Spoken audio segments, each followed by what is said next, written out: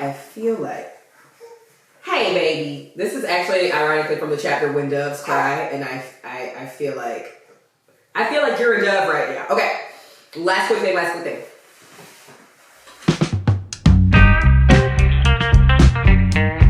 Welcome to the Sci-Fi Side under the Believe Podcast Network. It is indeed a podcast about Black science fiction, Black fantasy, and staying on the same page as a family. Today is episode 106. We'll be discussing the first time swim lessons for this little bugger, the American Gothic, shock rock, and the book Darkly. Show all three cameras for me, will you, Ben? Darkly by Leila Taylor. We are very, very excited to talk about this book. But before we do that, patrons, we love you, aka the Country Club. These are the people that take US dollars out of their pockets in order to support the Wallen family.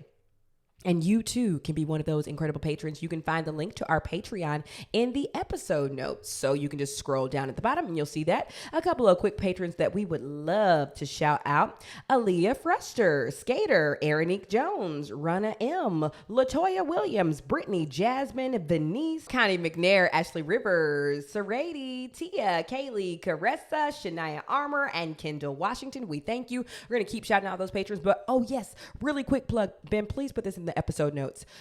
Y'all, I'm going to start a yoga series on Sunday. It's just going to be a 30-minute class. I really miss teaching yoga. What you doing over there? Are you pepping me up? Are you trying not to interrupt me? You're just doing it with your hands instead of your mouth. But that's okay. Keep pepping me up, baby. I'm going to start doing a Sunday 30-minute yoga series for patrons only. I talk to so many people all the time that are like, Amber, I want to start yoga. I don't know where to start. And I've been missing yoga. I'm in LA now. We've been doing way more yoga, which I really love. And I just want to share the gift of yoga with all of you. So if you are a patron, that's going to start on Sundays. It's going to be at 9 a.m. PT. Noon ET, and I will post the recordings in the Patreon as well so that we can all just learn how to breathe and use our bodies in a equanimous way. That was a lot. Ben, you did not say a word, baby. Are we on it today, baby? Are we on it today? Can we just take a moment to acknowledge the fact that this podcast used to be in a bathroom? And now there's a space for it. I'm so excited for y'all to see us decorate this space in the coming weeks. We just moved into LA, but Can we take a moment to acknowledge our growth? Our growth is happening. It continues to happen. We are going to be great podcasters, great parents. We don't have to shit where we podcast anymore. Why did you hesitate on that? We're going to be great podcasters, pause, great parents, another pause. I'm trying to be careful with my words. What do you mean? I'm trying not to swear as much anymore. Yeah, both of us. Because, my greatest fear is that Wild's first word is going to be like, F you, mom. And then I'm just going to sob. Don't take it personally, though. But Ben thinks that that's not important. Ben's like, I should be able to cuss in front of her. What's the big deal? Yeah, they are words, and words only have meaning within the context they are being used. They are words. That's a bold statement. Yeah, they're words just matter. Words mean things. Yes, words mean things within context, but a word just in and of itself. So if she went to school just cussing up a storm, you wouldn't even care. Well, that's the context. If she writes her first sort of like rap album and she cusses on the rap album, or she writes poetry, she cusses in the poem, or she writes a novel and she cusses in the novel. If she writes a great book like Leila Taylor's Darkly and she has to use a quote that uses inappropriate language, go for it. Context is everything, Amber. Yeah, but what if she's just like FUBs all over the playground? Well, then you'll cry. But you cry about everything. You cry about even... I'm going to cry. I'm going to scold her, and then I'm going to get in your ASS. Oh, wow. Ain't that right? Wow. She can spell, too. Oh, can she? So you speaking of crying, you cried about a swim lesson. I most certainly did. I posted it on Instagram, but I'll repost it on the Patreon.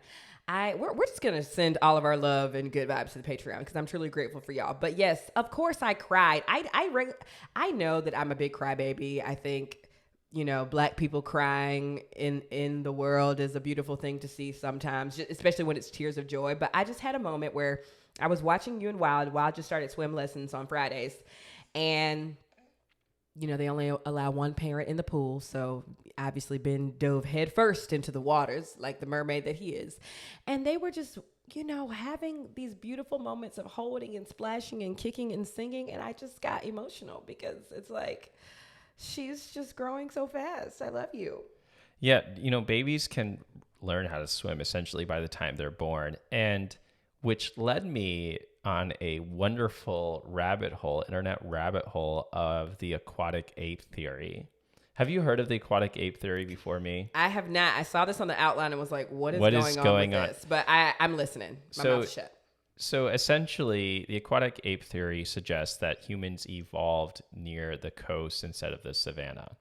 And this is a theory that the great David Attenborough presented on a series called like the Aquatic Ape or something.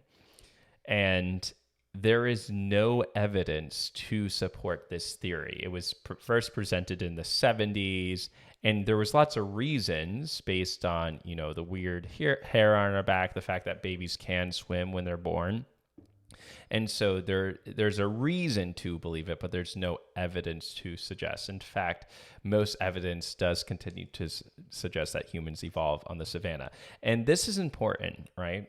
Because the BBC and David Attenborough, who is known for being like the sound of like reason and scientific like importance, wildlife, gives this completely bullshit theory credence on one of the shows. And I often get, I get in Amber's head about her believing things without evidence. Yeah, he'll be like, where did you find that on TikTok? I'm like, yes, but there were peer-reviewed articles to support it. But most times than not, you'll say something, I'll be like, that doesn't sound like a real story. Yeah, but I'm also talking about like the beef between Cardi B and Lotto. I'm not talking about like earth-shattering, very important information. Sometimes you do. And sometimes there's no evidence to back that up. My point being said is that evidence is very important, and people, even very well-known establishments, will publish things that do not have evidence behind it.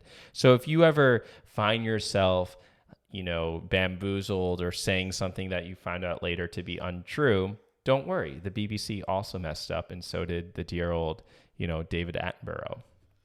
It's so interesting how strong body language and how you carry yourself and carry your words can take you 80% of the way. Yeah, without evidence. Like if you and we're seeing that now, with celebrities and just I don't know, a whole presidential campaign was led on like, if I'm loud and if I say what I mean, you'll vote for me. Like that's the whole thing. That's not a bad impression. Wow. And thank you so much.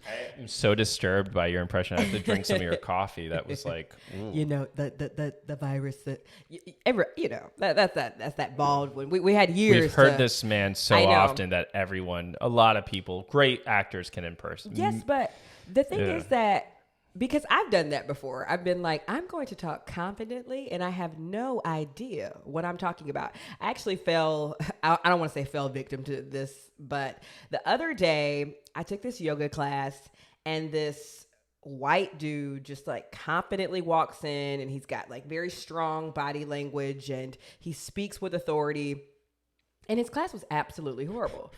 I wouldn't say it was horrible, but it did not give what I thought it would give based on how he carried himself and his bravado. And I remember thinking like, look at me again, giving this white man like props before he even proved himself. Yeah. And I know if someone a little bit less confident in their speech and a little bit like caved in the shoulders taught this class, they would no longer be teaching here.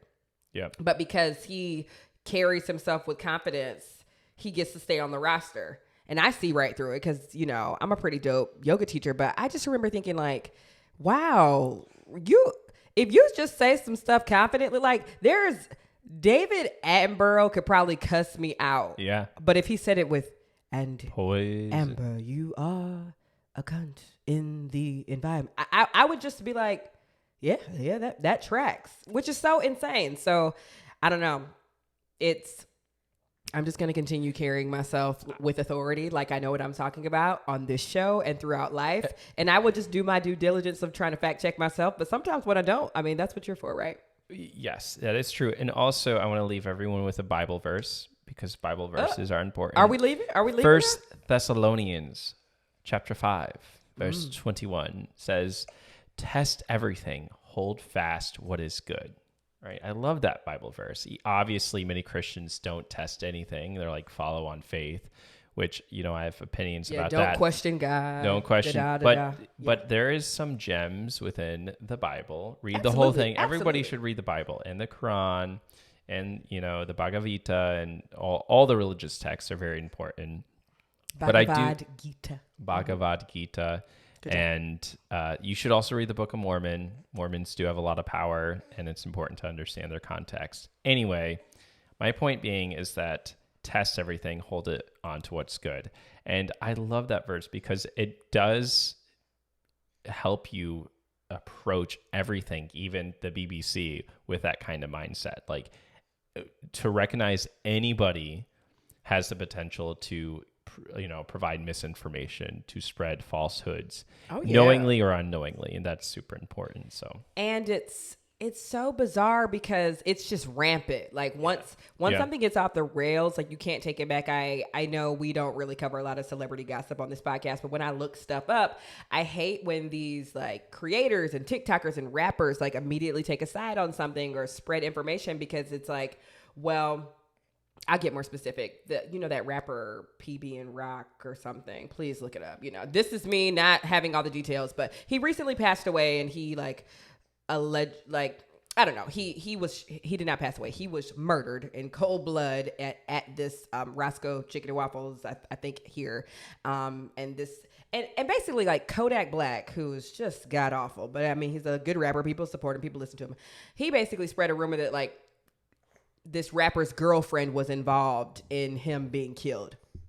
And there was no basis or evidence to support that. And then later Kodak Black recounts his statement and is like, actually, that was untrue. My bad, shawty. Like just some sort of like half-ass apology. After, of course, this woman's been getting like harassed as she's mourning the loss of her true love. And it's just so bizarre because it's like nothing you can say at this point is going to take away the days of continue. If you're watching this on YouTube, wild said, give me the mic. I know what happened to this rapper. Nothing that you could say, like even when a newspaper prints a retraction, it's like in the footnotes of a newspaper, so you can't really take back in the best way the impact that you had before. And at least he apologized publicly or whatever, but at that point I'm like, this family should sue him for continued pain and suffering. Like, I just think it is so irresponsible when you have a huge platform to speak before you have any real information. Yeah, I got on your ass about, what's that man, the comedian who... Bob Saget about him, because there were some alleged rumors that he had assaulted the Olsen twins. Yeah. Sexually. Right. On the set of Full House. To which I did not go on the internet and say that. No, I was talking to a literal friend of mine in the privacy of my home. And I was like, I don't think he was that great of a guy. Like, he was kind of an asshole. And then there were some allegations that he assaulted the Olsen twins. And I continued my conversation. But Ben was like, no. Let me look this up. There's no basis to this. It was brought up at the roast of Bob Saget. Blah, blah, blah. So Ben checked me in that moment. But also, like, I did not go and spread that on TikTok and spread that. But you're right. I should fact check things before I start. Test everything. Hold fast to what is good. I love that. What's that? First Thessalonians chapter 5, verse 21. Test everything, but hold fast to what is good. Yeah. Got it. I think that would do a little bit better. It hit a little bit harder if it was just said in the reverse, I mean, hold on to what is good, but test everything. Sounds a little bit more fire. You could do that in the translation of the Bible. First Amberlonians. By the way, everyone should read translations, whether it's the Bible or anything, with serious questions because things are lost in translation all the time. All right, listeners, real quick. Remember that even you can start a forest fire, and even you can submit an Apple Podcast review. So why don't you read an amazing review we found, Ben? inspirational. This is from Player844. I've been following you guys on TikTok for a while, and I always felt like they were too short. I needed more of you guys, so you can imagine my excitement when I found out you guys had a podcast. I'm also an African American in love with a nerdy white man. Sorry about that. I'm sorry that's your situation. It's not that you're sorry that she's an African American? No, I'm sorry she's dating a white nerdy man. Okay. Yeah, I guess there's two parts to that. I'm sorry about the whole situation. Anyway. Keep going. All right. I'm also an African American in love with a nerdy white man. For a long time, I always wondered if my differences would put a damper into my relationship. But watching you guys show me that I can be passionate about my history and can date a white man without having to tone myself down or betray my people. I'm so excited for your move to LA and hope to see Amber in upcoming shows, and whether it be acting or showing off her amazing singing talent. Much love, Asia from Wellington, Colorado. I'm going to guess that it's Asia. Asia, let us know if your name is Asia. Thank you so much for that review, because a big part of what we are talking about today is when Black people do anything outside of, dropping a mixtape and having a cookout. It's like, this is a white thing, that's a white thing. And that is just simply not true. Correct. So that is an incredible segue into the book Darkly that we read. So this book, for those who should definitely go pick it up, but it basically explores the question of, what is Afro-Goth, and specifically what is Gothic within an American context, and what does the Gothic mean for Black Americans? And she sort of explores this question of like, why can Black kids not be goth, right? Like, you've had experience with goth kids in high school, right? Yes. I'm not going to say that I was a goth kid, but I think Leila Taylor did a really good job in this analysis, defining goth as just being on the outskirts of different subcultures. So basically goth kind of became a misnomer for like anything that's other. So as a young Black girl interested in show tunes, I'm not goth, but I was definitely more on the fringes of what you would traditionally assume would be like Black kid things. Of course, I was still into like Destiny's Child and Usher Raymond as a kid, but I was also very, I was digging my Ashley Simpsons, and I was there for Lindsay Lohan's era. And so, I could sympathize with kids who were really into anime or wore black lipstick or did punk. Right. Punk. And I think misnomer is a sort of a correct term, because misnomer refers to something being inaccurately described, right? So there's the goth aesthetic, which really has a very intense like American like punk reflection. But when you talk about Gothic literature, it refers to, haunted lovers, creepy mirrors, like haunted mansions. There's all these things of like the double, in which you have like, hidden twins. And so there's Gothic literature. And then there's like goth style. I don't know if a misnomer would be necessarily maybe the best term. It's a misnomer if you're talking about Gothic literature and you're thinking about like Gothic aesthetic. But, she does make this point, like she grew up liking goth kind of rock, right? Which is all, wearing all black. And she was sort of, shamed for that, or in the sense that what she writes about as like she cannot be Black and be that way. But she makes the argument actually to be Black, right? To just have Black skin itself is an expression of the Gothic. It's having a very close relationship with death, and having a very close relationship with, the terrifying. And she does this, she describes this in a really, really beautiful kind of way, using both her personal experience and history. Yes, and you really feel validated if you were, air quote, a weird Black kid, or if you were a kid that was called an Oreo for liking different things, which I definitely was. Just like anything I did not like that was not like hip hop 106 in Park. It was like, you white, you like white classes. It's just like, I am in an advanced math class. I don't think white people own math, but it just becomes that. And she talks a lot in her book about how we just, on page 25, it says here, there's an acceptance of weird whiteness, an assumption that there will always be white folks on the fringes of society.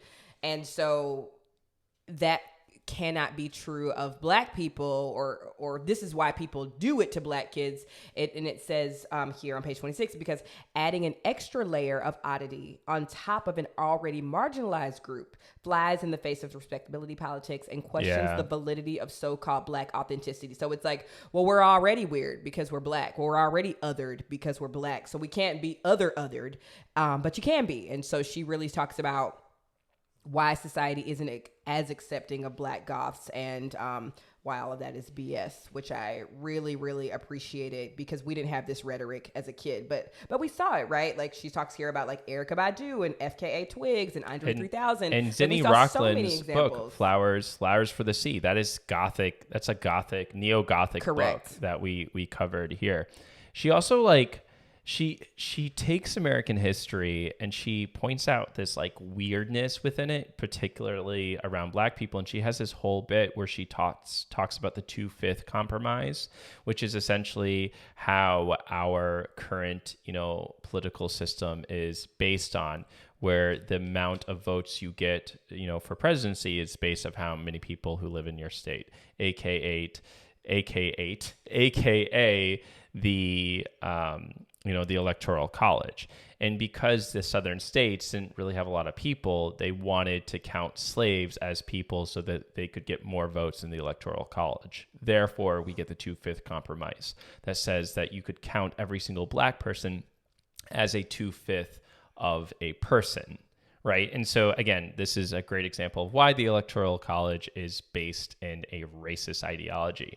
But then she says, okay, if every person is 2/5, what happens to the other 3/5 of that person? Are they like floating around thoroughly? And she sort of explores this like really creepy, or in her term she uses over and over again, spooky idea within American history of when we other Black people, it's been done in this very systematic and Gothic way, aka the 2/5 compromise.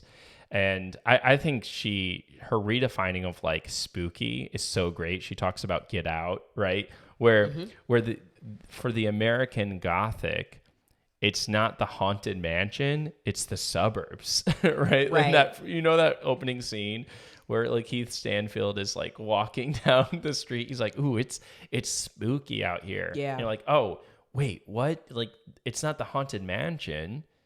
It's the suburbs." Very familiar. It's that is the true monster, and where there are just pockets of like hate and fear of the unknown, and that's an area that could do the most harm and have the most gore. And so obviously Jordan Peele was brilliant for putting that there, but also, and then to further that, she also talked in the book a lot about how Jordan Peele's movie was like nominated for like best comedy or something at the I remember that Golden Globes, I want to say, and how even like, and it's like on the screen and off the screen, like we just continue to other like very clear, explicit works of art, which is kind of what the whole like Nicki Minaj argument has been about this week. But I won't get into that. But yeah, I mean, you brought it up, so you got to get into it. Just like mislabeling things is like,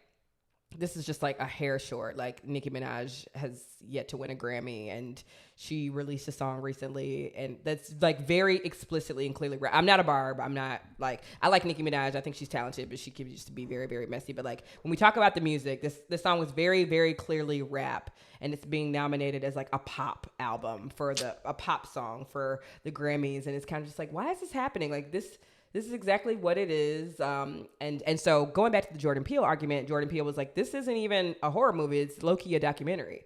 So like, if you want to take it there, we can take it there. Yeah, nominate me for a documentary.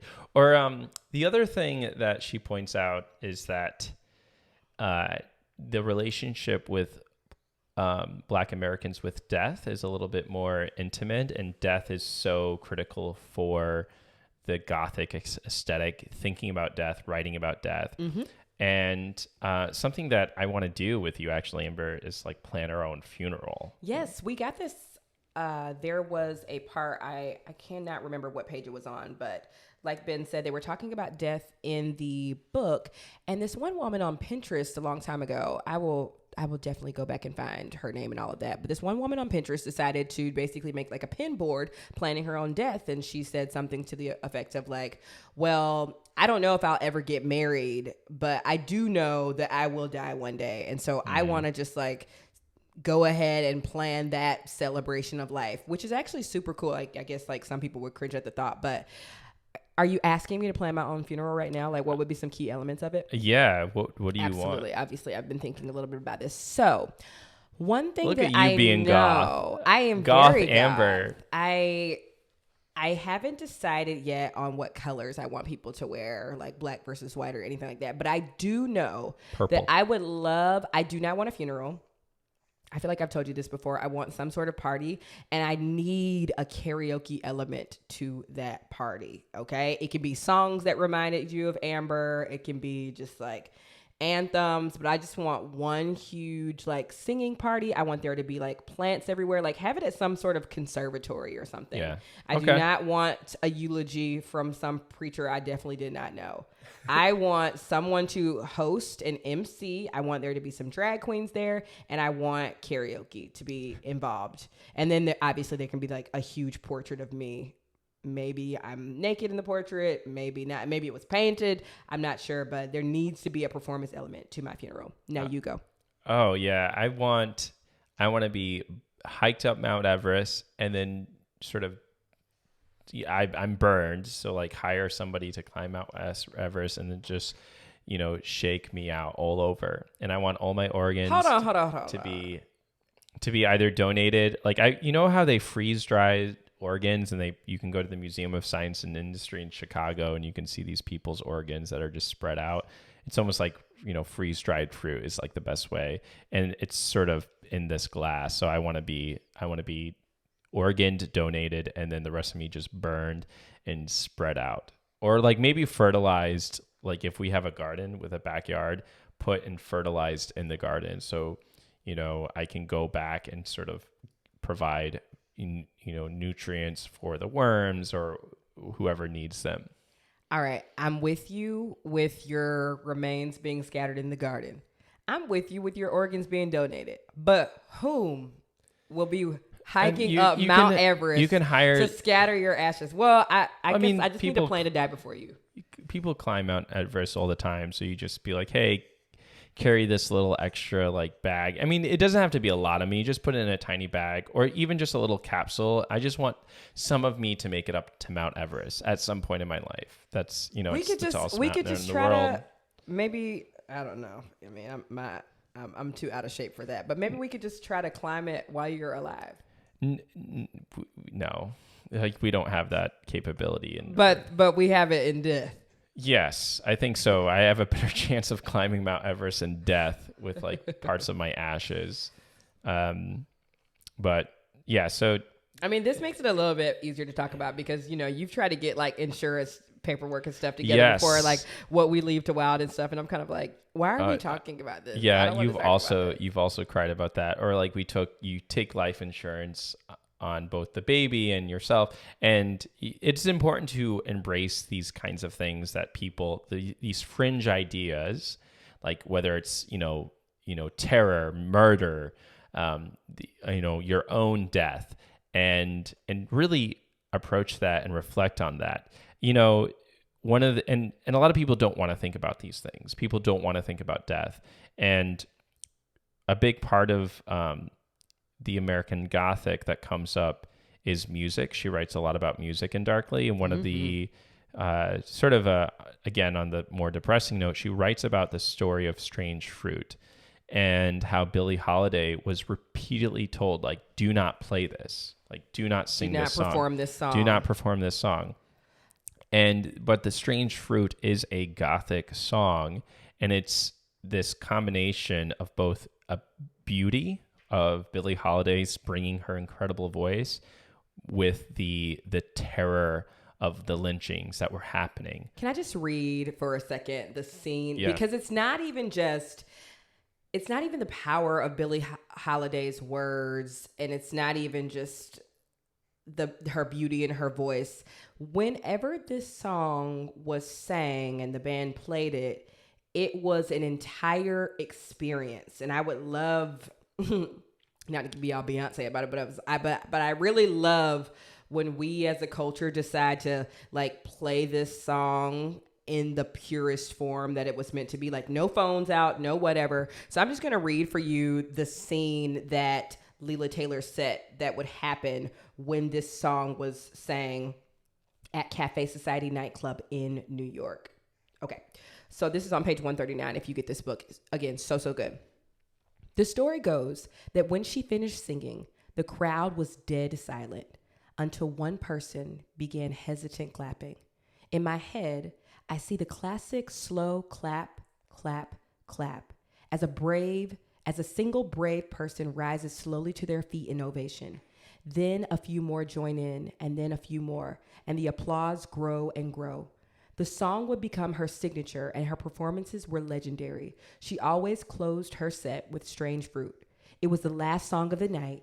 Waiters, cashiers, and busboys all stopped service, and the room would be completely dark, except for a spotlight on Holiday's face.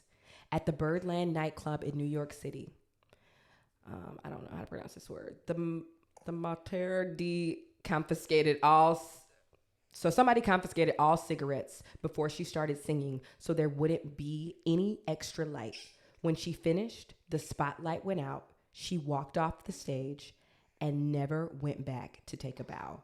Like that is how this song was sang. Like no cigarettes, which at that time, you know, everybody was smoking in clubs and everything. No cigarettes, no additional noise. Spotlight center stage. She would sing this haunting song, spotlight off, and exit. And that performance art really is what, you know, added to the gravitas and like the lingering impact of the song. And Leila Taylor also talks about how after that, people like, this is not a song. Some songs don't need covers. Some songs do not need to be covered. And it talked about Annie Lennox, who we love. I love a Sweet Dreams. She would sing this song as a cover sometimes. And people would obviously interview Annie Lennox and be like, hey, you know, maybe not. You got a lot of great songs. There's lots of songs you could potentially cover. Maybe don't sing Strange Fruit. And Annie Lennox will be like, well, no, because it's a song about violence. And violence is something that affects everybody in our society. And it's like, no, this is a song about lynching and a specific group of people being lynched. And it was not intended for you to just perform at your festivals hither and thither. So yeah, when we talk about like, and you know, everybody likes to be like, but it's just a song, but it's just like, but that's all lives mattering, the situation. Like this song has incredible impact, incredible meaning, and it shouldn't be covered by everybody. Like no, I said it should not.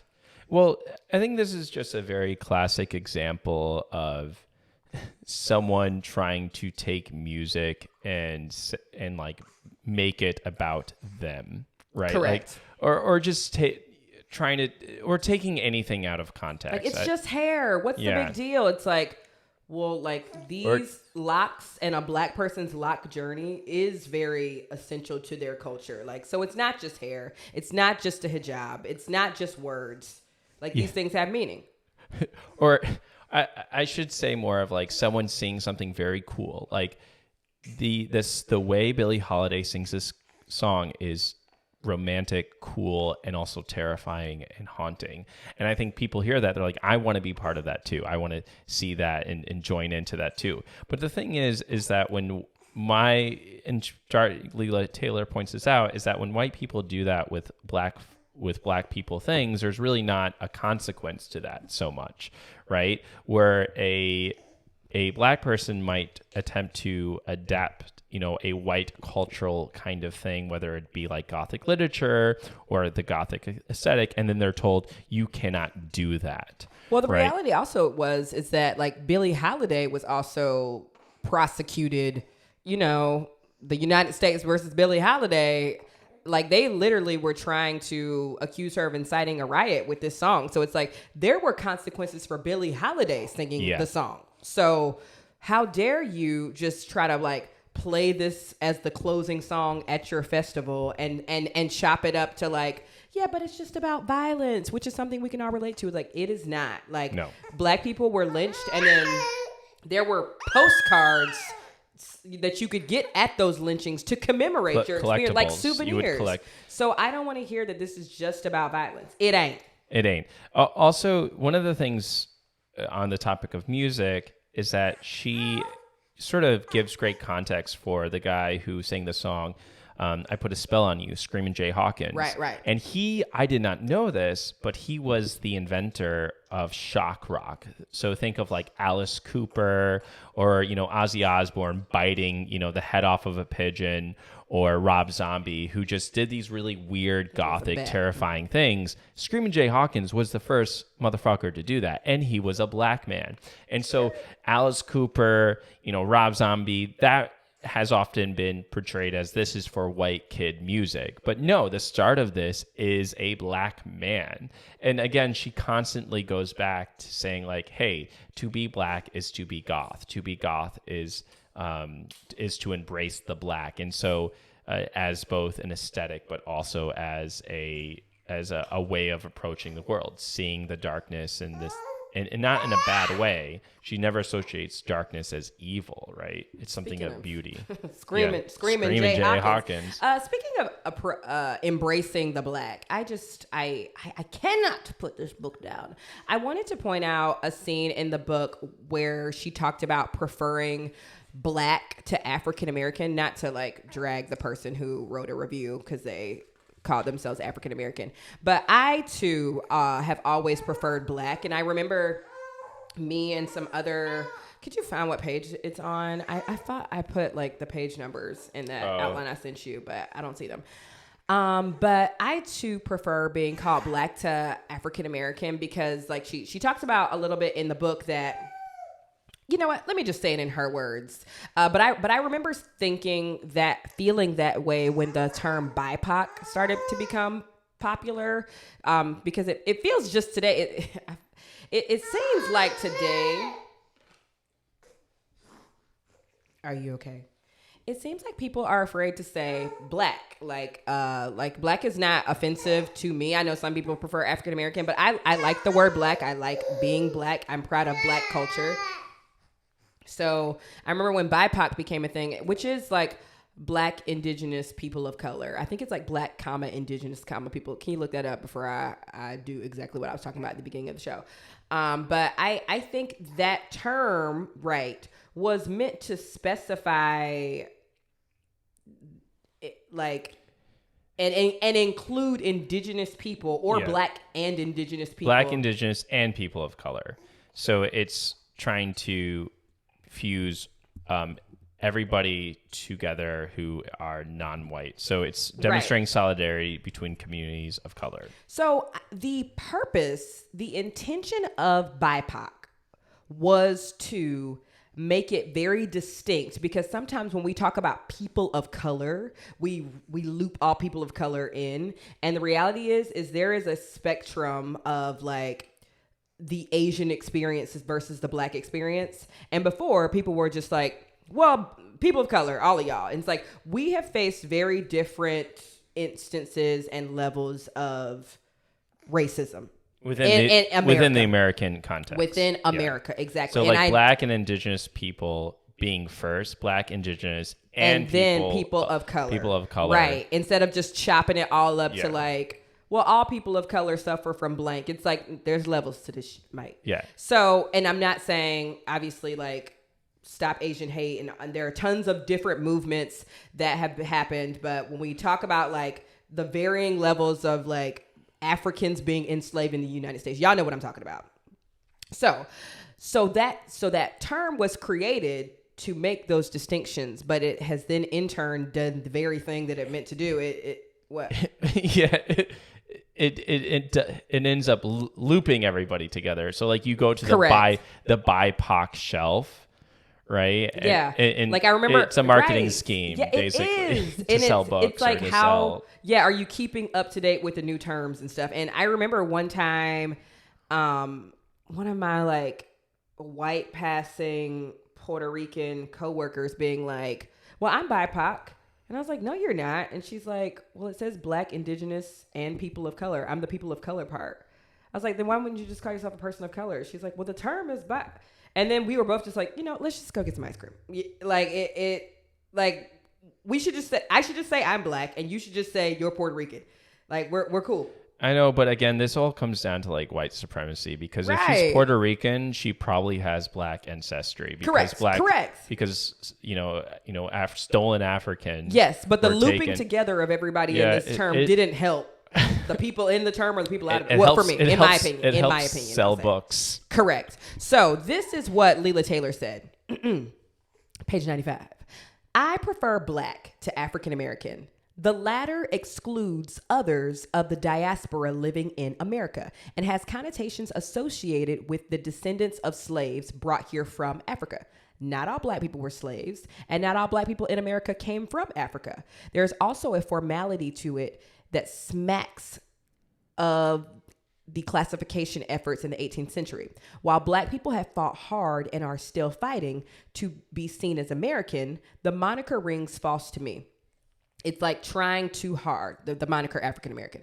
Since the scientists of white supremacy decided that we had to be something else, since they had to become white in opposition to whatever it is that we are, the term kept shifting from the ones we were given to the ones the term shifts from the term we are given to the term we take ourselves. Think about nigger versus Negro, African versus Afro-American, colored versus people of color. The one that remains through all the socio-political movements is Black. And it is the one I prefer most of all.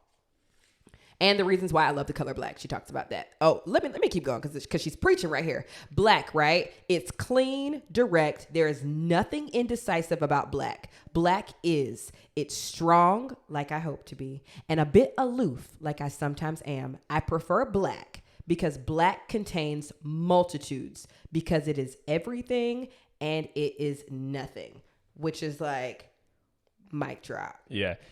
A lot of her book is this like very personal self-reflection. It is an absolute keeper. I would say everyone needs to buy this book. It is, I mean, I don't know what else to say about it. Can I say one more thing about it? Yeah. Another thing. So the last thing I'll say, and raise your hand, maybe you're driving or something, but raise your hand if you're a Black person whose skin has keloided. So it's kind of like an additional scar left behind from like an initial scar. Like my arm is bruised right here, but it is fully keloided. And so she does a really good job of explaining how the wounds of slavery is like a keloid, right? So on page 97, she says, the healing process from the wounds of slavery is more of a keloid. It is. It's a keloid and it hurts, doesn't it, Wiggles? The original cut. Yeah, hold on. Well, she's not. No, she's got it. She got it. Here, let me take her. She is so affected by that keloid. You got her, baby. Yeah. This is the last thing. I swear, this is the last thing. Okay, she's good. She's good. And I promise I feel like, hey, baby. This is actually ironically from the chapter When Doves Cry, and I feel like you're a dove right now. Okay, last quick thing.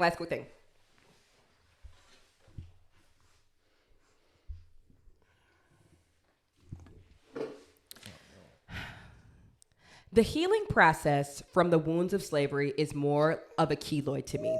The original cut might have healed over, but something bigger and more resilient took its place. Something that over time mutated into its own creature. So that, like, whenever people are like, slavery doesn't exist anymore. Slavery is like, the original wound has healed, but there is something new that has morphed and is very visible still. And that is just the best metaphor I've ever heard for just like the ongoing traumas of America, like a keloid. That is all. And so as you can see, like stylistically, she's just so on the nose. She's so spot on. I learned so much. Even I obviously knew a lot of the big cultural things after reading this. I knew about Screaming Jay Hawkins. I knew about like Emmett Till, Billie Holiday. But I did not know about Black Punk, Black Gothic. And I am so incredibly grateful that I read this book. I cannot recommend it enough. Please read this, y'all. Happy spooky season. All right. That's your conclusion. I don't need to say anything else to that. Really? Yeah. Let's talk about what we're doing next. All right. Thank you so much for listening to another episode of the Sci-Fi Sci Podcast. Up next, we will be talking about vampires, y'all. Vampires, bad parenting, and gore while we read the comic book Philadelphia, Volume 1, created by Rodney Barnes. Be sure to pick up Philadelphia by Rodney Barnes, and we will see y'all next week for the show. Bye, y'all. You little baby.